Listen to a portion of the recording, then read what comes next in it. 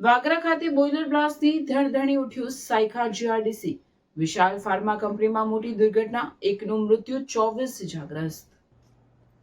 ઔદ્યોગિક વિસ્તાર સાયખા જીઆરડીસીમાં આવેલી વિશાલ ફાર્મા કંપનીમાં મોડી રાત્રે ગમખ્વાર દુર્ઘટના સર્જાઈ છે.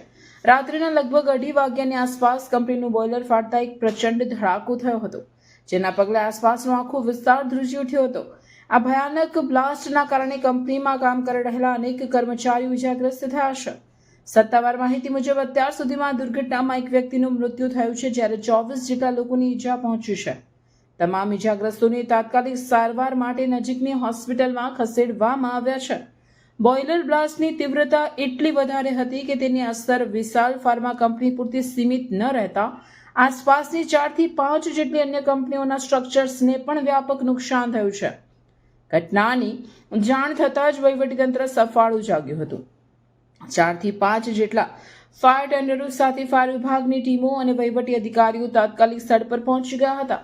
હાલમાં પણ ઘટના સ્થળે બચાવ અને રાહતની કામગીરી ચાલી રહી છે અને કાટમાળ હટાવવાની કામગીરી સાથે મૃત્યુઆંક વધવાની શક્યતા જોતા સર્ચ ઓપરેશન ચાલુ છે.